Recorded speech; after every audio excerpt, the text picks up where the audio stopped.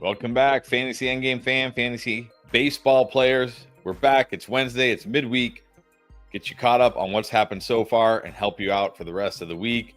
Of course, I think the big headlines this week, I think the big headlines are either a debuts or players coming back from injury, but also a couple big injuries. But let's start with maybe the biggest name of the week, not the biggest name of fantasy baseball, but the biggest name of the week, rookie Jack Caglianone of the Kansas City Royals made his debut. It was not what people wanted, 0 for 5, but it wasn't because he wasn't good at the plate. I mean, his expected batting average in that game was 282, hit a 97.3 average exit velocity, 80 hard hit percentage. I mean, everything was good here. He did get robbed of a hit. So, realistically, what are you expecting from Cags rest of the season? Well, before I answer that, I actually feel like I need to stop and recognize, Chris, you just cited exit velocity, expected statistics, and all from a player who's got one game under his belt. You are officially a fantasy baseball analyst. Whether you like to admit it or not, you are. Well, before we go too far here, let the people know. I picked up Max Muncy, 2 weeks ago? And he did nothing for my team for like 5 straight games, and I dropped him. Well, you didn't know about the glasses thing. Nobody knew that. No, this was after the glasses. Because remember, he had that first week with the glasses, he was like going nuts, and then I picked him up, and then entire next week he was terrible again. I was like, okay, that it wasn't the glasses. And then what does he have? Had 5 home runs last week or something. So let's pump the brakes on my fantasy baseball expertise. Well, look, we don't always get it right. You know, who knew, right? Who knew? Okay, but well done. I appreciate that. I didn't even know that. Look, that was not in the notes or anything. I didn't know his expected batting average from last night. But you're right. Didn't get a hit, but there was one great defensive play.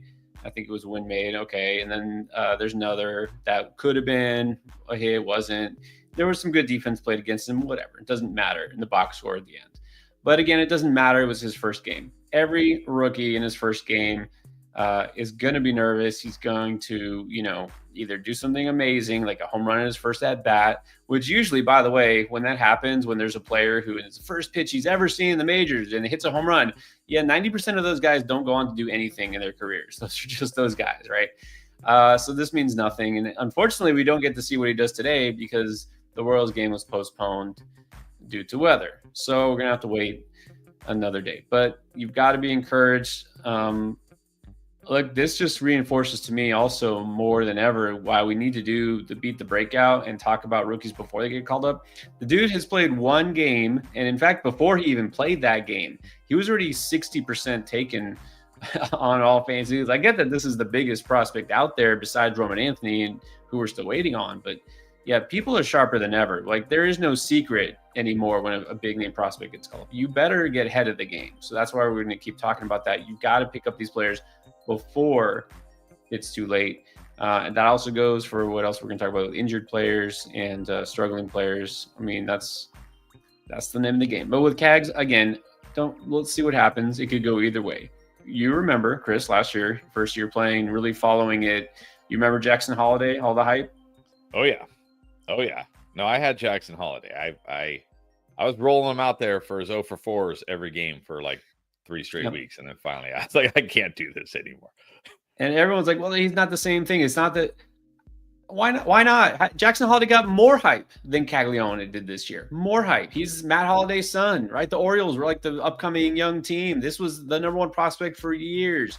So, don't tell me that he can't be the exact same thing. Of course it can. And if anything, Cags has a lower hit tool than Holiday. He's a power hitter, right? This could go south quicker. But again, I'm not a hater. I'm not saying he's going to flop. He could absolutely do great. Just don't be shocked if it doesn't go, as great as you wanted to right away. But it's been one game. We'll see what happens. Yeah, been one game. Can't overreact to one game. But you can overreact when a pitcher complains about their elbow. I told you on Sunday, Corbin Burns is done. He's done. Pitcher with elbow, it's done. And he's not officially done yet, but he's getting a second opinion on his UCL. Yeah, this is Tommy John. Tommy John is coming next, right? Second opinion and third opinion. He's going to keep asking around until he gets the answer he likes, and he's not going to get that answer. Yeah, and especially because that second opinion is coming from Dr. Neil Atrache. Anybody out there who recognizes his name I just said, you're like, okay, yeah, it's over. He's done. You don't talk to that guy unless it's a UCL. So, yeah, just drop. Like, you don't need to put him on your IL. You can drop Corbin Burns. But the sort of good news, not really good if you had Corbin Burns, but if you did, pick up Ryan Nelson. I was adamant he should have been in the rotation. He was for one start, and then they bounced him back to the bullpen because of Eduardo Rodriguez, who, let's just be honest, all about honesty, only is in the rotation because of the contract they gave him and the money that he's making. Does not deserve the rotation spot, but Ryan Nelson now is back in the rotation. So I still like him. I would pick him up.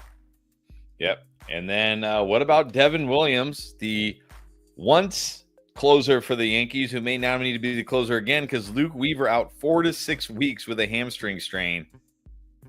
All right, Devin Williams lost the closer job earlier this year. Now, kind of like Jordan Romano, he's forced to have it again, I guess. Can he hold on to it this time? I got to throw Jordan Romano out there any chance I can. Oh, you just snuck that in there. I wasn't expecting that. Devin Williams, yeah, look, it was 2 weeks ago, and I hate to say it, but I'm trying to help y'all. It happen. Injuries happen. Anybody can get injured. So when I said buy low on Devin Williams, you never know when he can get that closer job back. And here we are 2 weeks later. He's got the closer job back.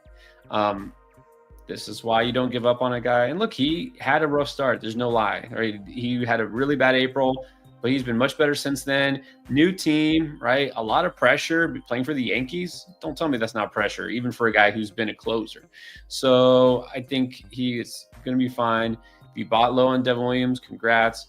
I don't know. It's probably too late now. I wouldn't do it because now he's a closer again. But also don't give up on Weaver. I think he is worth stashing on the IL because he will be back. And look, maybe he does get that job back. Right. He's not out for the season. This isn't an elbow. It's a hamstring, so he could be back. So, yeah, I would, if you have the IL spot, I think you should put Weaver on the IL. All right, well, let's talk about some guys who are coming back from injury. Some good news here. The biggest name, probably Jazz Chisholm, of course, for the Yankees, but also Parker Meadows, Colton Cowser, and Matt Wallner.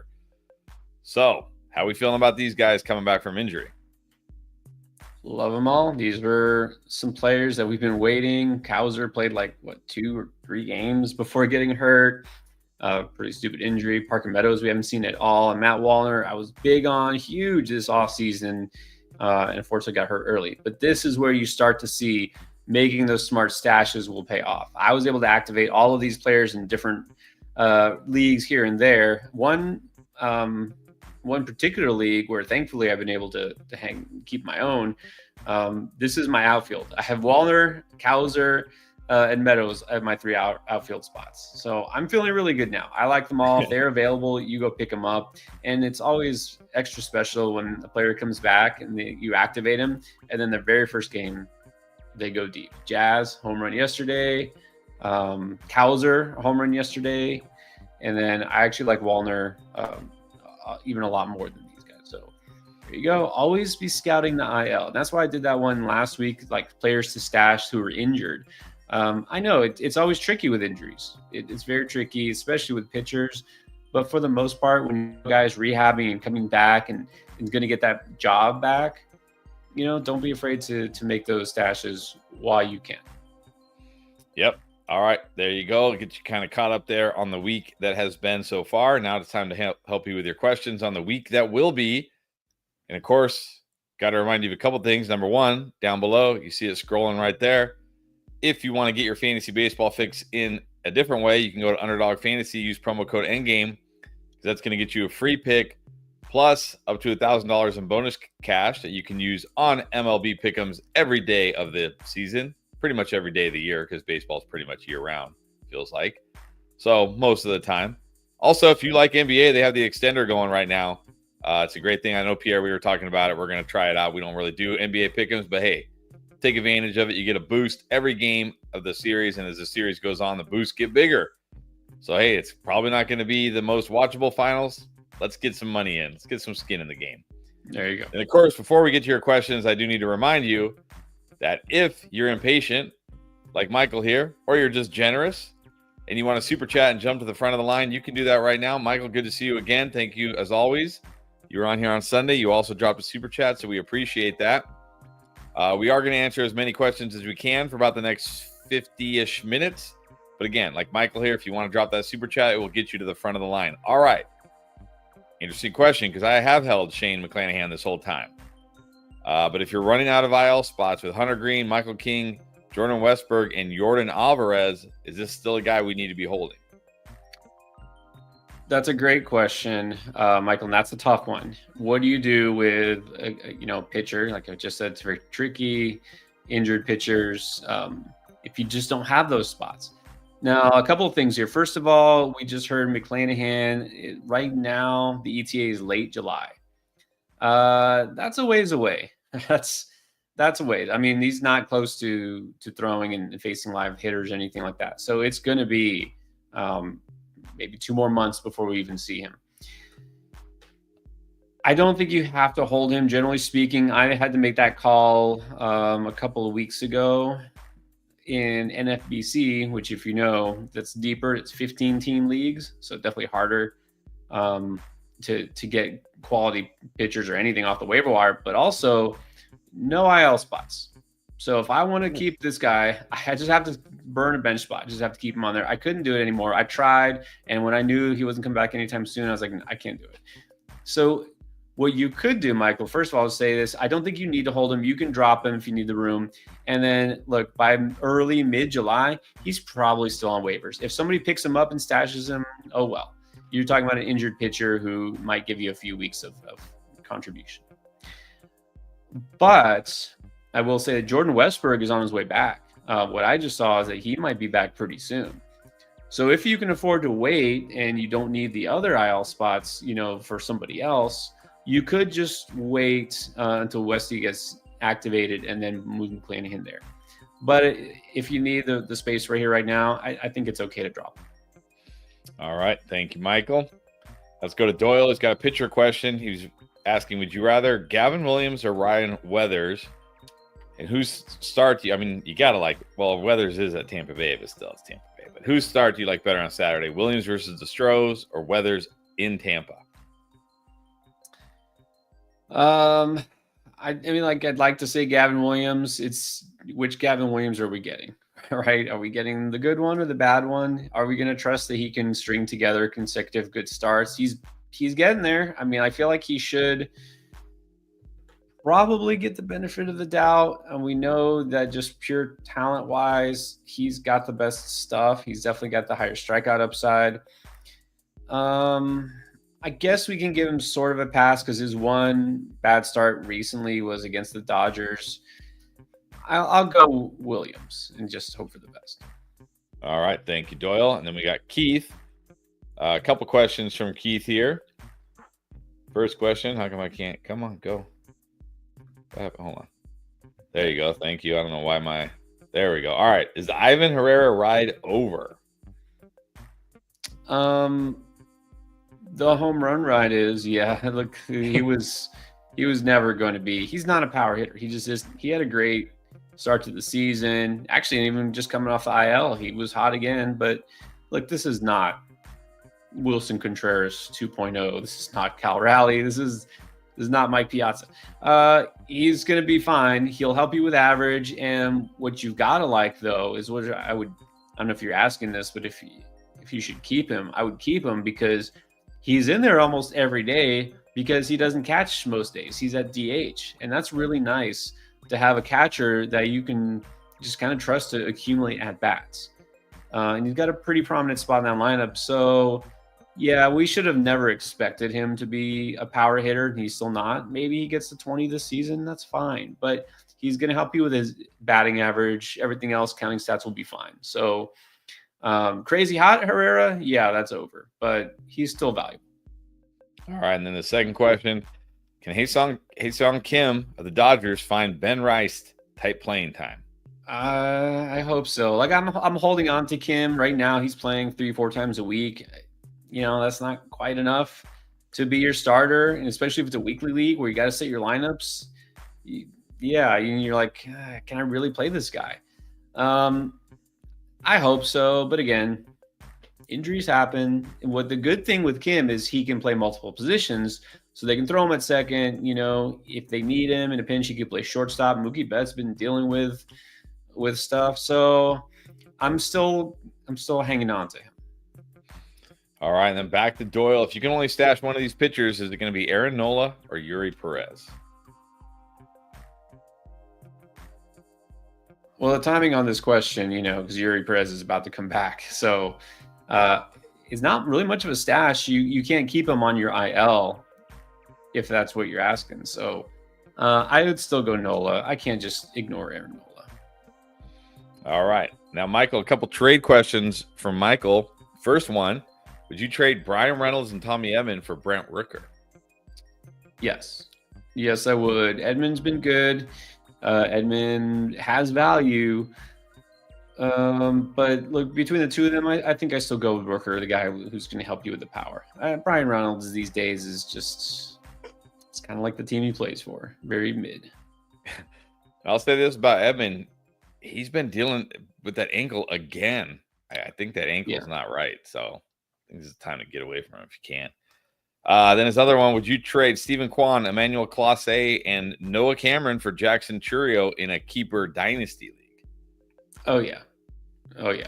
I mean, Kwan is definitely a valuable player, but, not close to Churio, and then throwing a closer. Who, remember, back at the beginning of the season, everyone was panicked about, thought that he's losing his job, and still, I'm taking Churio, easily. All right, Fantasy Sports, what's up? Missed you in our Underdog draft, but he wants to know, how do you rank these outfielders in a head-to-head points league? Kowser, Ward, Barger, and Parker Meadows. Man, all right. Bring the tough one. Okay, if I have to rank these players, So, look, the video came out today was sell high, and I said to sell high on Taylor Ward, right? Taylor Ward binging on power mainly in May. I know he actually just hit a home run today, but he's just a streaky hitter, right? He'll line up with good power numbers by the season's end, and then you're like, where did it come from?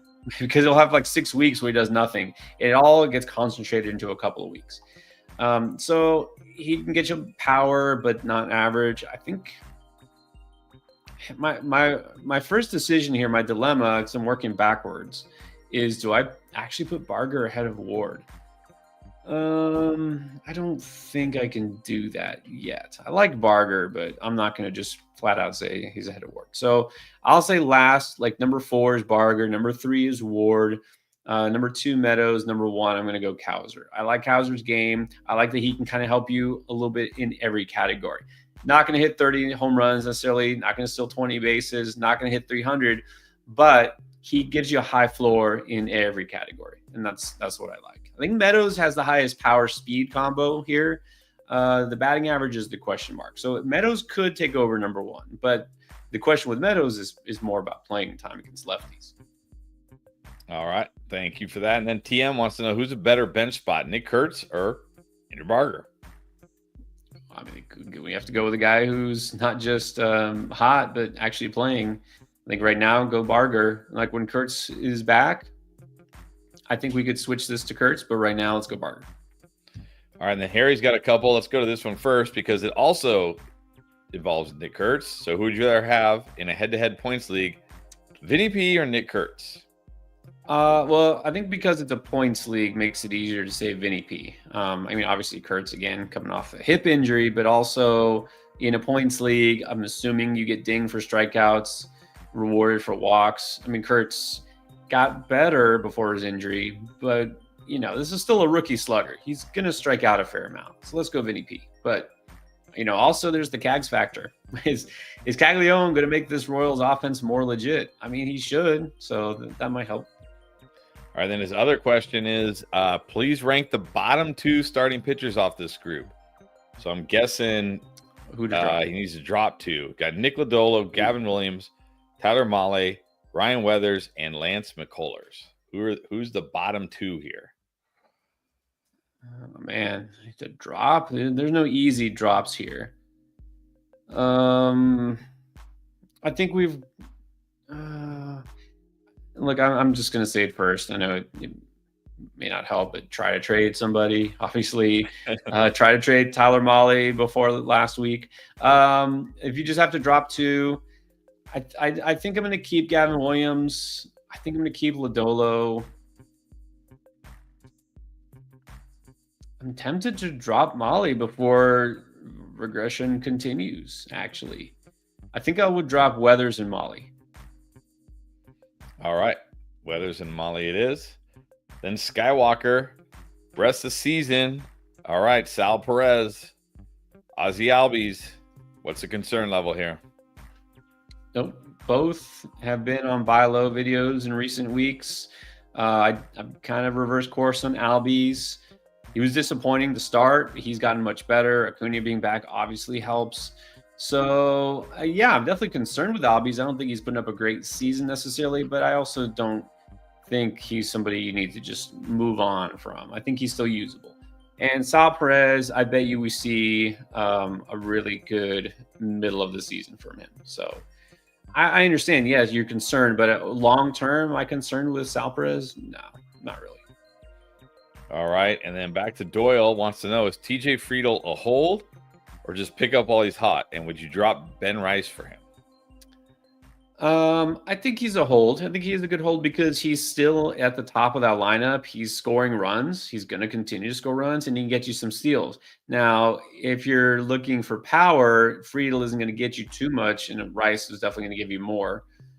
So unless you really need the homer RBI totals, if you're just looking for the better overall fantasy player, it looks like Friedel has passed Rice.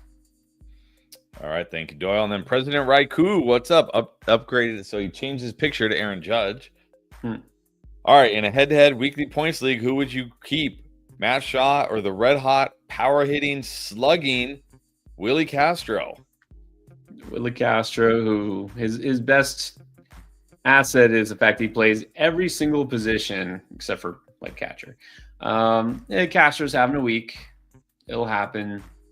He's usable, but I'm not gonna drop Matt Shaw for him. So look, if it's a league where you think you could drop Shaw and then pick him back up and stream Castro, I guess you could, but I don't want to drop Shaw. All right, and then we got a super chat from Anthony. Thank you, Anthony, saying Yuri Perez coming back June 9th at the Pirates. Not Skeens, I guess, for the win. Would you start him right away, coming back off injury against the lowly Pirates? Great question. Or trade him for a middle infielder. Yeah, great question. So this is coming off of the heels of my my Caglione discussion today. It's like when you have a player, a prospect, I should say, right? A super hyped up prospect who finally gets the call. Could you just trade him before he even plays, really, and does anything? Just trade him straight up. So this is a fair question, Chris. You've had some of these players on your team. You have Corey Seager still, right? I have Corey Seager, yes. If someone offered you, and I know look, Corey Seager is frustrating. I get that. It's very frustrating. But Corey Seager has been a World Series MVP. Corey Seager, when he actually plays, is a stud. If someone offered you Jack Caglione for Corey Seager, would you take that? No. Okay. No. What about like Matt Olson? I don't know. I'd have to look into it. I know Matt Olson. Not great this year, but he's still. I mean, I don't know. I'd have to look at the StatCast and see who's stat. That's probably what I would do in that case. All right. But knowing that Caglione has played one game in the majors, right? So Yuri Perez, and again, there's no clear answer, right? It depends. Like it depends on your team and your makeup and your risk tolerance and all of that. Now, Yuri Perez has played in the majors before, but barely, like a little bit. What do we know about Yuri Perez? He's been hurt a lot. He's a really, really tall, really hard throwing pitcher. Guess what those guys do? They get hurt.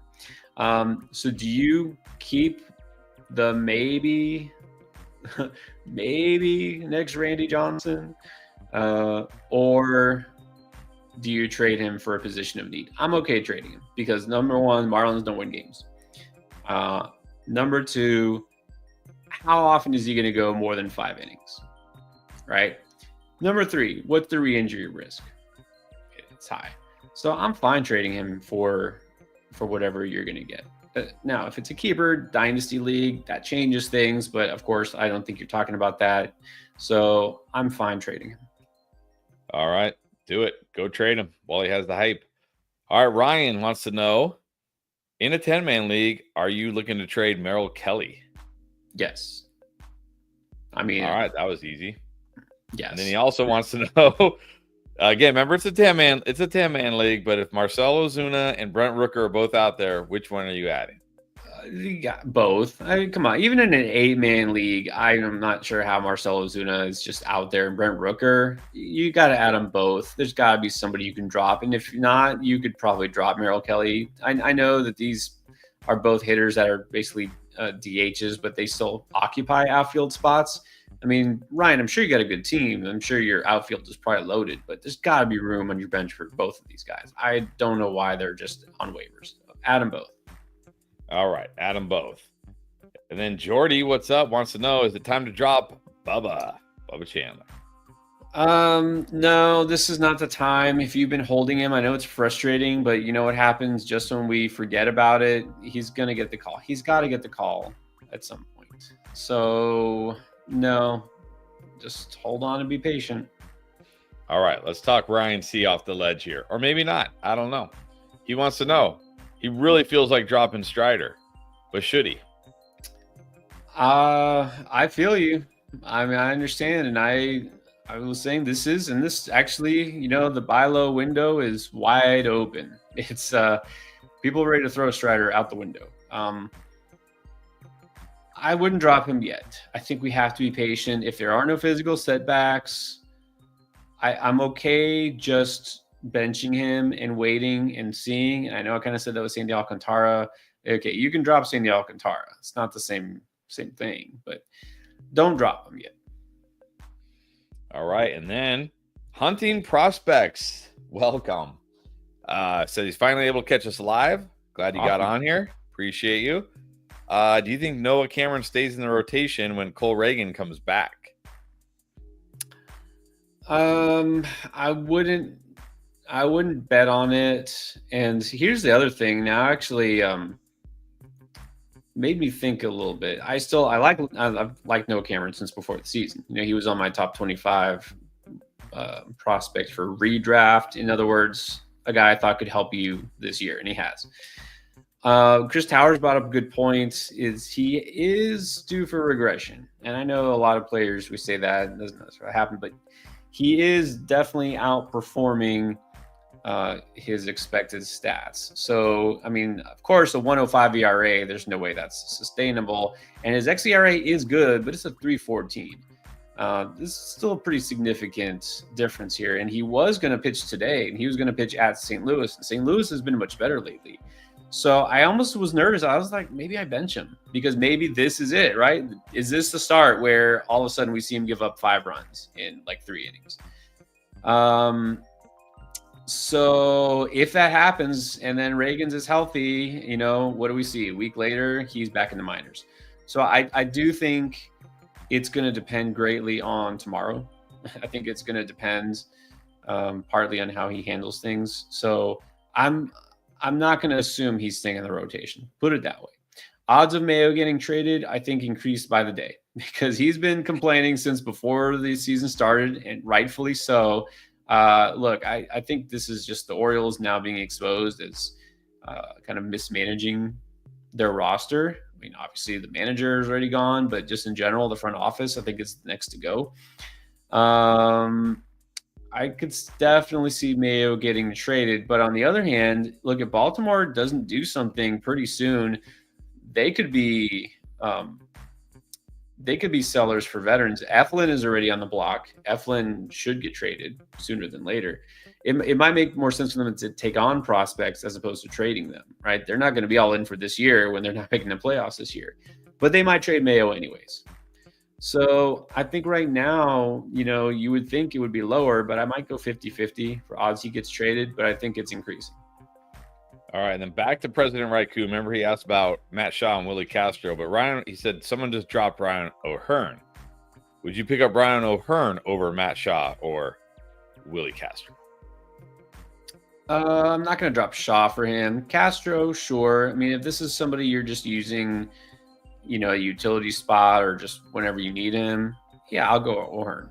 Willie Castro will have himself a week or two, and then he'll go back to being Willie Castro.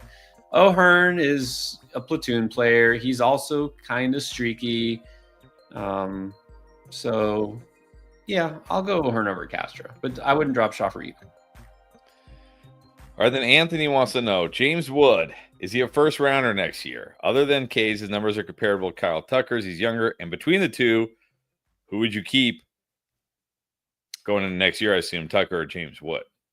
Well, we have to decide already. We don't have to decide yet. Yeah, he's going to be a first rounder. There's no question. Would I keep him over Tucker? Sure. Why wouldn't you? I mean, his power is he's got definitely legit more raw power than Tucker, and he's starting to tap into it. Now, I don't think he necessarily finishes this year with more homers than Kyle Tucker, assuming Tucker stays healthy. But he's definitely got more power. So, yeah, he's a keeper. All right, and then I never pronounced his name right. Sorry, buddy. Yammer? Well, I don't see an I, which I know. I would think it would be Heimer or Jamer. Apologies. Butchering it. Sorry. I think we asked you once and we didn't get a response. But anyways, what do we do with Jorge Polanco, who is red hot and is now ice cold? Yep. I don't know what I said about regression. But you know what? He's going to come back the other way. All his expected numbers are still really good. In fact, right now, he's been a lot colder than he should be. I mean, you don't have to hold on to him. It's not a guy you can't drop Jorge Polanco. But I'm not giving up on him the rest of the season. I've kept him in a couple of leagues where I have him. I'm benching him if I can, but I'm not dropping. So I wouldn't give up. All right, don't give up. Then awesomeness in a can. When Nathan Eovaldi is back, who could he sell high? Like who could he sell him for? Who could he trade him for? Well, if you're asking for pitchers, look, he was top 5, top 2, really, in terms of fantasy on the season before he got hurt. One of the best players out there. Now, of course, regression was going to come. It's still going to come, actually. And we already know if anybody has an injury rap sheet, it's Eovaldi. So he was an obvious sell high a couple of weeks ago. But when he does come back, because I know this was more like precautionary than anything, I'm still selling him while I can. I honestly am kind of shocked still people are willing to trade away guys like Brian Wu. Like, oh, it's not legit. He is legit. I think if you can try get him, people are still skeptical on Drew Rasmussen. I don't know why. I would take Rasmussen over him. I feel like also some people are kind of not too excited about Robbie Ray having his best season maybe ever since he won the Cy Young. So I would try for one of those caliber of pitchers, or at the very least, you could even get like maybe a Mackenzie Gore. I don't know. That would be trickier, but you should be able to get a really good pitcher in exchange. All right, thank you for that. Uwe2K, what is up? He's got Nick Kurtz coming off IL soon. Who would you drop to make room for him? Chase Mydroth, Luis Arias, can't drop him, right? Jackson Holiday, Ben Rice, TJ Friedel, or Gavin Sheets? This one's easy. Mydroth. He had his 15 minutes. He stole a bunch of bases randomly out of nowhere. It's gone. So drop Mydroth. All right, then back to hunting prospects. He wants to know, rest of the season, who do you like, Nick Horner or Ozzy Albies? Albies. Gotta go Albies. I mean, Albies, even if the batting average isn't great, it's still playable, and he helps you in pretty much every other category, especially runs and RBIs. Horner is a stolen base and average. That's it. Well, okay, runs. He'll score some runs, but. All right, JRR Tokens, what's up? Do you think Mick Abel stays in the rotation if he dominates again tonight? I hope so. He deserves it. But again, it's always tricky, right? That same question. Does he stick? It depends on the other moving parts, right? IL for certain players. And There's a lot of considerations that are not just related to performance. But if he dominates, you got to find a way to keep him in the rotation somehow, don't you? This is one of their top prospects for years. So I'm going to stay optimistic and say yes, but realistically, I can't be sure.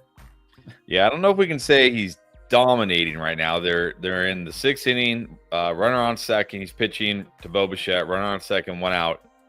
He's pitched 5 1/3. He has not given up an earned run. He's not walked anybody. That's great. He's only given up 2 hits, but also only 2 strikeouts. So I don't know if we call that dominating, but he's certainly pitching well. Pitching well. Although Bo Bichette just tripled into the gap, so it's now a tie game. Oh, all right. Well, we jinxed him. No, but we jinxed him.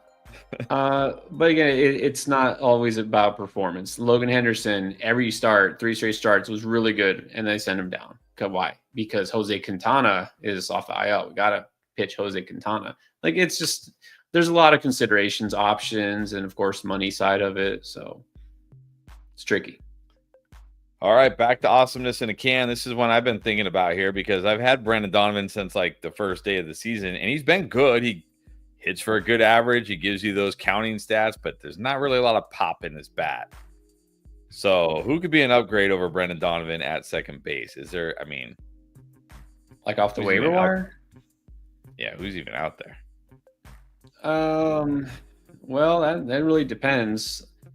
I'll say a guy who's hitting as well as Donovan in terms of batting average, but also gets you some power, and I think there's more to come, at least a little bit, is Jonathan Aranda. I still feel like Aranda's undervalued, underrated. So I would take Aranda over Donovan, and he's available in a decent amount of leagues, too many. You want somebody who can give you, like I said, some power, maybe some speed, but you don't want to sacrifice batting average. Let's see. Who's actually just on the waiver wire? Well, look, it's funny enough, we just talked about Jorge Polanco. You could wait another week or so and then maybe pick up Jorge Polanco and see if he gets hot again, because I think he will. I think he'll be valuable. Obviously, right now, Willie Castro, we've already talked about. He's having a decent week, so you could stream him for this week. And I'll say, as far as looking long term, I still like Tyler Fitzgerald. I know he got hurt, that disrupted his flow, and he hasn't really kind of got back into the swing of things. But I think Tyler Fitzgerald could still wind up having a good second half. So that's something to just kind of monitor for now. All right, and then back to President Raikou dropping the super chat. Thank you, saying also dropped Friedel and Newbar. He's currently got Kyle Tucker, Teoscar Hernandez, Cody Bellinger. You can't drop any of those guys. And Castro at outfielder eligibility. So would you drop any of those guys for those guys? I think you can drop Castro for Friedel. I think that's fine. And Castro, again, if you're looking for an outfielder, I think you can kind of set Friedel as your third outfielder, fourth outfielder, whatever, and be fine. The only appeal with Castro is, again, he can slot in a pinch. He can slot at every position. But if you're looking for offensive upside, I'd go Friedel. All right. Drop Castro. Get Friedel. Thank you for the super chat. Appreciate that. All right. Where were we at here? It always kicks me down a little bit. All right. Here we go. All right. Ryan wants to know, Andrew Abbott or Merrill Kelly? Who would you add? Well, it finally came for Abbott, right? The regression monster met up with him. He had that game. He gave up 5 runs. It was going to happen. But he's still been really good. Now, again, it could go either way. He could get back to being maybe even not dominant, but still really strong, or he could continue down this path, because we've seen him do that before. Your safe pick here is Kelly. Your upside pick is Abbott. Which one am I going to pick? The upside pick. Yes, Abbott. I'll add Abbott. All right, T Bronco wants to know, would you pick up Ryan Yarbrough from the Yankees, who dominated the Dodgers the other night? And then would you drop Merrill Kelly or Noah Cameron for him? No. Ryan Yarbrough is one of those pitchers who's just more useful in real life than in fantasy. He's not actually a starter. He's like a spot starter or an opener. He's just kind of the break glass in case of emergency pitcher that they'll put whenever, wherever. He's a good pitcher. He also does not strike out many batters. It's just hard to rely on wins when, again, you don't know ever how many innings he's going to pitch. I just prefer traditional starter. Look, Merrill Kelly was vastly overachieving, but he's still solid. He's still a dependable back-end rotation arm. So I think I would rather have Kelly than Yarbrough. Right now, I would still rather have Noah Cameron. We'll see how that changes tomorrow. All right, and then Uwe2K wants to know, he's got William Contreras and Ivan Herrera at catcher. Is he just stuck with both of them in his one catcher league? Well, it's not a bad problem to have, but I'm okay trading one of them. If somebody, because William Contreras, even though he's not having a great season, he was the number one catcher drafted off the board in pretty much every league. I still think he has trade value in a one catcher league, even if it's a shallow league. So I'm okay if you can trade Contreras to upgrade somewhere else and stick with Herrera. That might be the best thing to do. All right. And then Jill asking Jonathan Aranda or Christian Walker. Walker's not good and wants to know, is it safe to drop Christian Walker? If you're in a 12-team league, you could. I know he hasn't been good. And I had my concerns about Walker before the season. I mean, I didn't think he would struggle quite to this extent. And even though he has gotten better lately, it's not a lot better. So I can't flat out tell you no. I think you can drop him if you need the space or if someone better is out there on waivers. All right. And then Jake, we did talk about this earlier. Corbin Burns, is he droppable? You might as well. You don't have to wait for the official confirmation. Just go and do it. Yeah, it's coming. It's coming. All right. Kyle wants to know, who are you stashing, Sean Manaea or Luis Gill? Definitely Manaea. And in fact, I discussed them both, Kyle. Still relevant, even though it was last week. I talked about injured players who are getting set to come back. And so some of the guys are back, like Wallner and Kauser, players we talked about earlier. I did say toward the end, some pitchers. I think Manaea, this is the time to stash him, even if it's going to take a couple more weeks. And I also said I'm not stashing Luis Gill. All right, then Todd, are you ready for the big dynasty trade? Who would you rather have, Shane Baz or Zebby Matthews in dynasty? I'm going to go Team Baz here. I would take Baz. He's been up and down this year. Started out great, then got pounded. Things are evening out. It's too early to give up on Zebby just because he hasn't looked good. But I just am higher on Baz in general in terms of the talent and the major league outlook. So I'm not out on Zebby, but give me Baz. All right, thank you for that. And then Jordy wants to know, Westberg's going to be back. Who do you drop? Brandon Nimmo? I don't even know who JHL is. Jeremy Pena, Miguel Garcia, or none of them? Who's JHL? JHL. I'm trying to think who that could be. I think you can drop Garcia if you have Westberg because he's going to play the same position. Garcia also a very streaky hitter, right? Had a pretty hot, was it early May?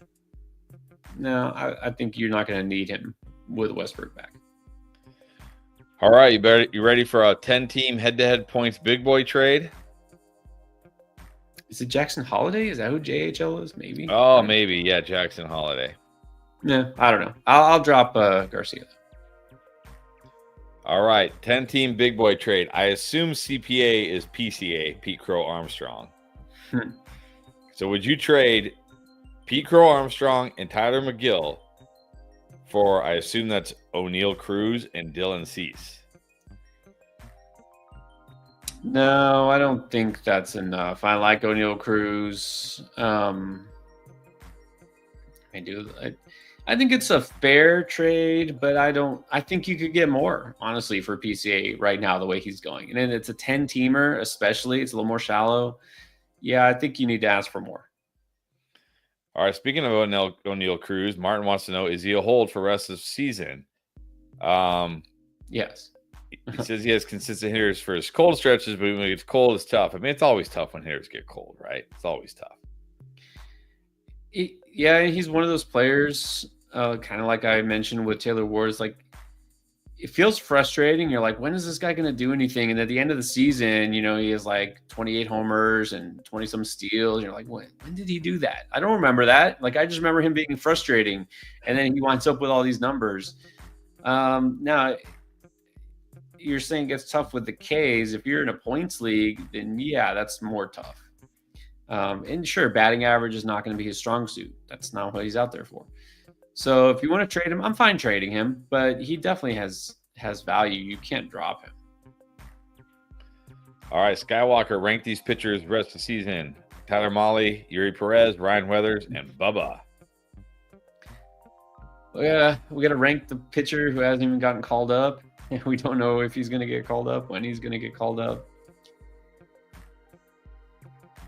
I mean, I don't know how exactly we're supposed to rank Bubba. If I'm going to make a guess and a projection, I'm not putting him number 1 automatically. How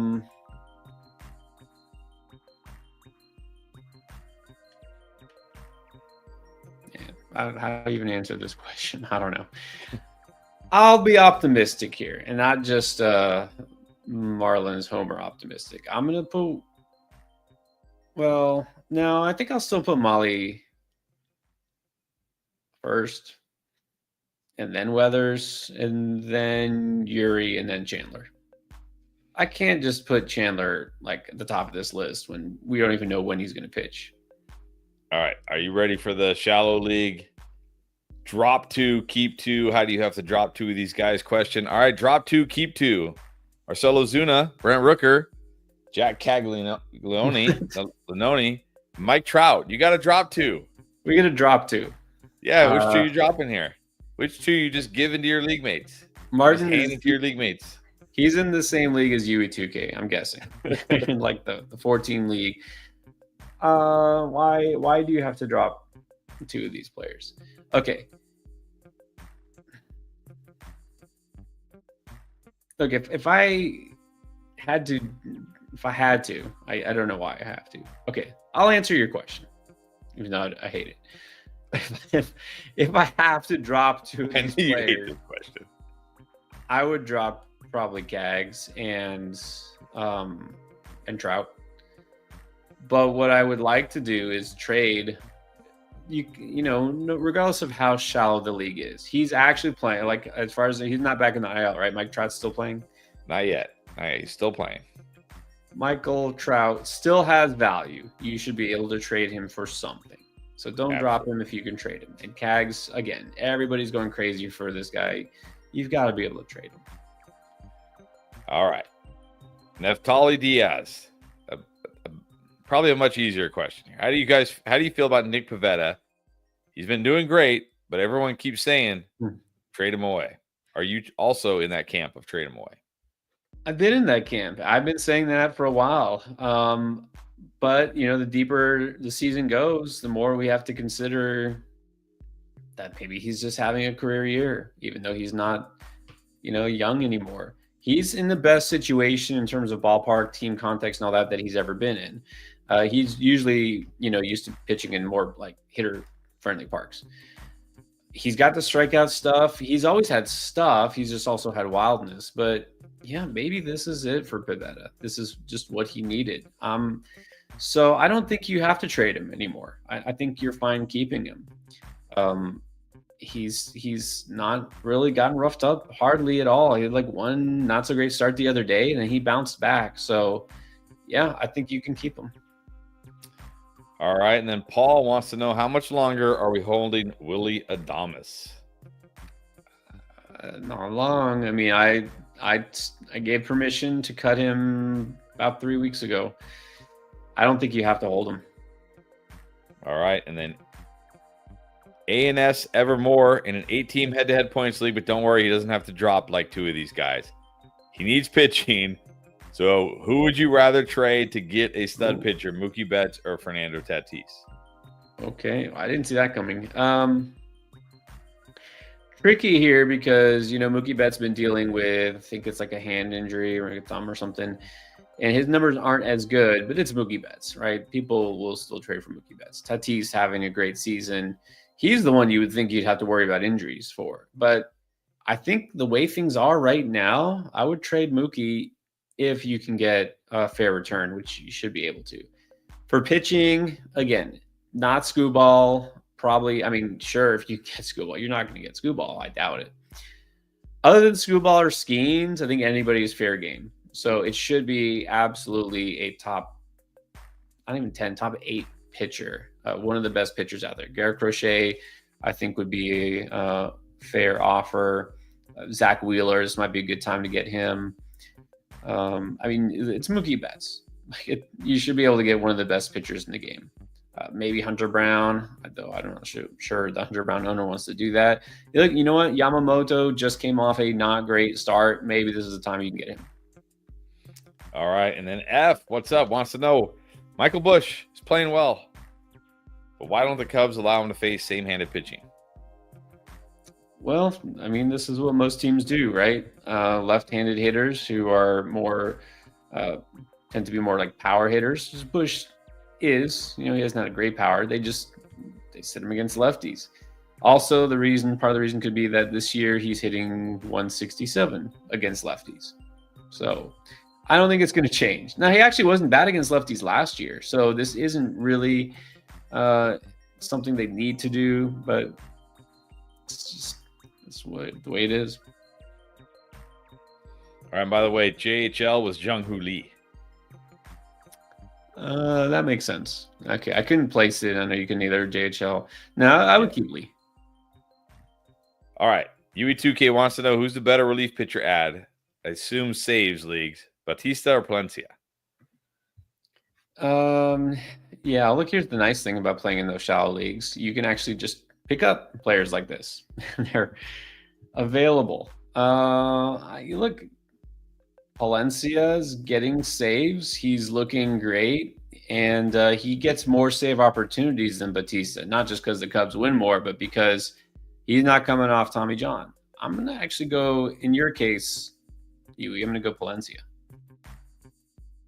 All right, go Palencia. And then Salt of the Earth. You would like to pick up Woods, I assume, in a trade. Yeah. Is Betts and CJ Abrams enough to get James Woods? It should be. If whoever has Wood box at that, I mean, that's plenty fair. I think that's enough. It might be too much. I don't think it's too much. I think it's fair. All right, F, coming with the big boy. Who do you prefer? Question. Which stud do you prefer, Jose Ramirez or Tariq Skubal? For what? Look, having the best pitcher in the game is always nice. I guess if I had to pick only one for my fantasy team, I would pick Skubal. All right. And then Awesomeness in the Can wants to know, he's got Buxton, Pete Crow Armstrong, Judge, Tucker, and Yordan Alvarez as his outfield. He wants to upgrade a pitcher. Which one of these guys would you most like to trade for a pitcher? Well, Awesomeness, if that's your outfield, you basically don't need the rest of your team. Like you can just like set your infield slots empty and you're still going to win here. I'm not sure how you have that outfield. But well done. So who should you trade? It's Buxton. It's absolutely Buxton. Don't trade Judge, just period. Don't trade Judge. Again, you could trade PCA if you could get Screwball, Skeens, Wheeler, like one of those guys. But why not trade Buxton? Player who most likely to get injured, let's just face it, but also most likely to fall into a slump and strike out a lot. So he's been good. I'm going to trade him now. All right. There you go. Thank you. And then TM wants to know, please rank in head-to-head points. A lot of head-to-head points questions tonight. Nick Kurtz, Parker Meadows, Colton Cowser. How do you rank these guys? If it's a points league, Kurtz has to go last here. I'm going to put Cowser ahead of Meadows just for the plate discipline reasons. I just feel Cowser's is more steady here. So flip the order. Cowser, Meadows, Kurtz.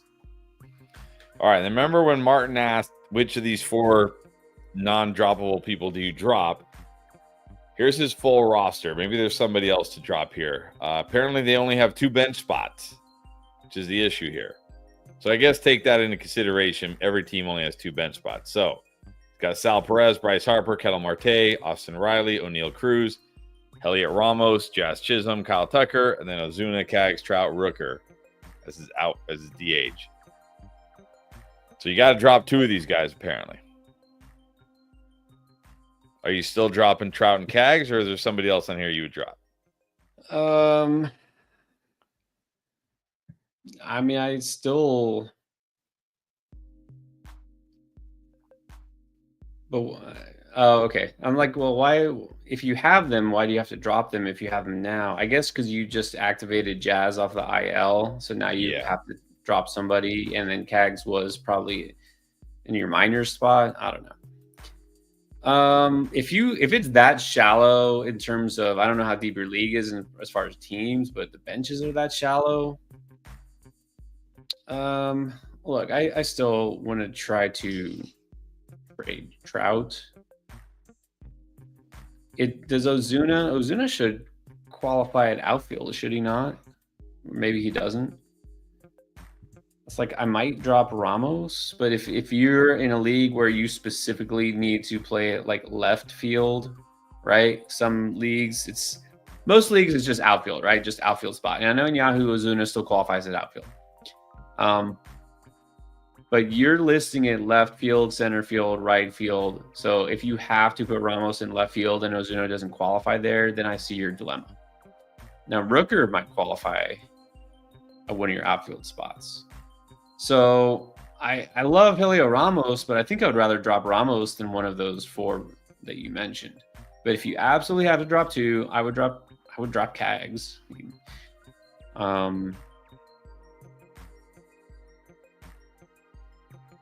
Yeah. And I guess I would drop Rooker and then try to trade Trout and then pick Rooker back up. I don't know. I don't know. It's still crazy. It's crazy. All right. Good luck. F wants to know, will the Jason Dominguez breakout happen this year? Well, I finally made the sad decision to drop him on my team. It doesn't look like it's happening yet. There's still hope, but Chris, hope it's not a winning strategy. It is not. It is not. All right, but trading is a winning strategy. So, Anna Seven more, would you do Mookie for Skeens and either, I guess, Logan Gilbert or Logan Webb? Which Logan? Yeah, I would do that. If you can get both those pitchers or 2 of those pitchers for Mookie, absolutely. Either one. I mean, I guess I would take Gilbert if he's good to go, which I think he is. But yes, I would do that. All right, then Kyle Davis just wants confirmation. Had to activate Jazz, and he could have dropped either Matt Shaw or Caballero. He dropped Shaw.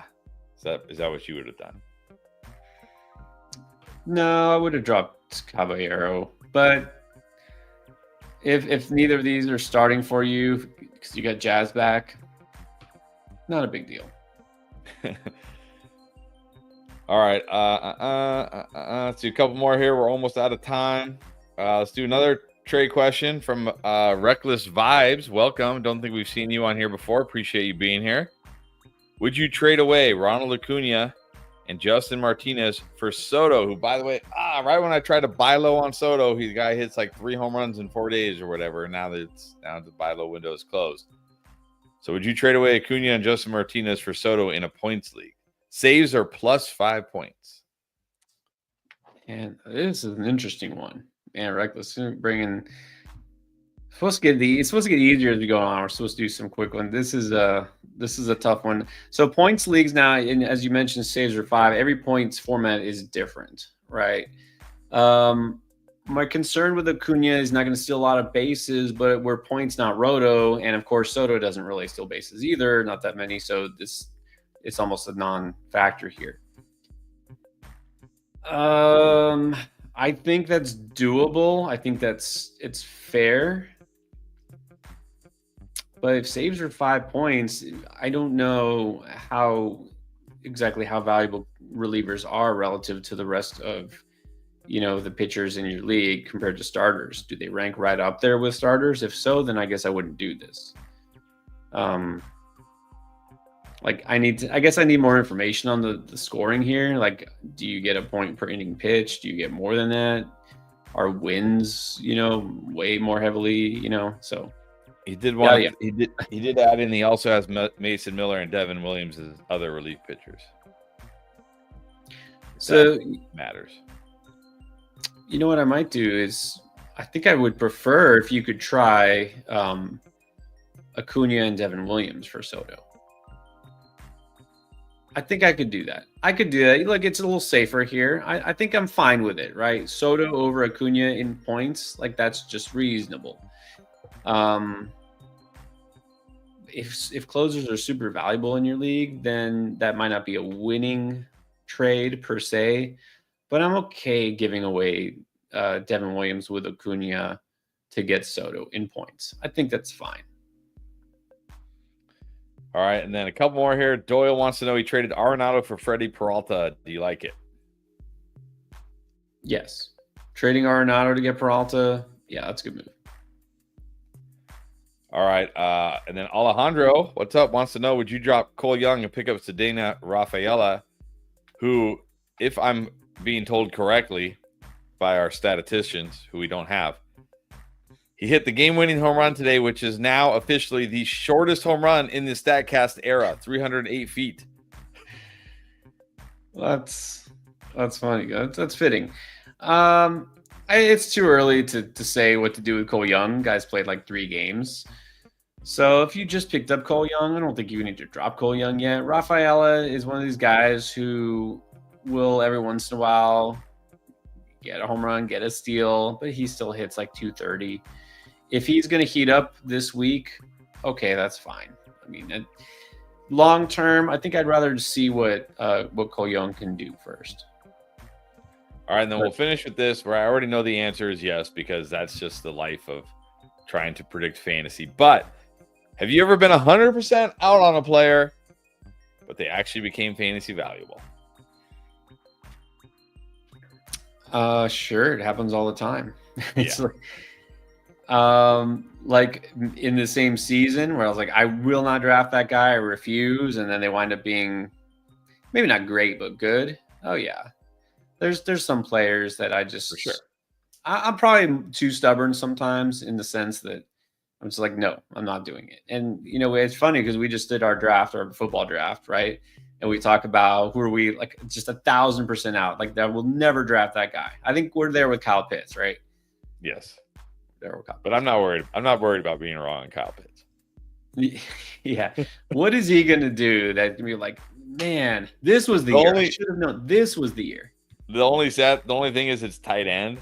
So if he's even like scoring touchdowns every now and then, people are going to be like, oh, what a value, right? Because he's tight end. So it's kind of like the bar is so low for tight ends. Right. I wasn't, like, I'm trying this year, like I wasn't 1,000% out on Jacob deGrom, but I just kept saying it's too aggressive. Like, people were drafting him in round 4, round 5. I was like, man, it's just too risky. So I didn't really wind up with deGrom except for maybe one league. He's been pretty good, right? He's been pretty good. Now, if he gets hurt the next week or two, then be like, all right, there it is. But so far, yeah, he's been pretty good. So that's probably the one this year. That would be my, I guess, miss. But has this ever happened? This happens every year. Yeah, come on. Like, it's impossible for it not to happen. It's sports. It's unpredictable. So, but it's fun. It's why we love it, right? Because if it was predictable, it wouldn't be fun. If we knew what was going to happen, it wouldn't be fun. Right. That's why, like, I try not to be 100% out on anybody. You've got to always keep your mind open. Like, this could happen. It could, there's going to be a lot of major red flags waving for me to be like, no, I'm done. So usually if I'm out on a player, it's because of where they're being taken and just because everybody else is so in while I'm also out. I feel like you're 100% out on Jordan. I realize he could still be one of the best pitchers in the majors, which apparently he still is. It's just, am I really taking him over, Logan Gilbert? No. So, goes. Never know what's going to happen. Jordan Romano, you're 100% out. No, I'm only 99.8% out on Jordan Romano. All right. Well, we are 100% out. Sorry, we got to get going, everybody. We answered a ton of questions. Pierre did a great job as always. Thank you, everybody, for being here. And, of course, if you're new, if you checked it out for the first time and you're like, hey, I like that, hit that subscribe button. Click on that bell notification so you know when we go live, which will be this Sunday. We talk about 2-start streamers and get you ready for the week ahead. But, of course, already got videos out for this week. We got Waiver Wire coming out on Friday. So, again, yeah, if you're checking it out for the first time and you liked it, hit the subscribe button, notification bell. And we'll see you guys back here on Sunday. Enjoy the rest of your night.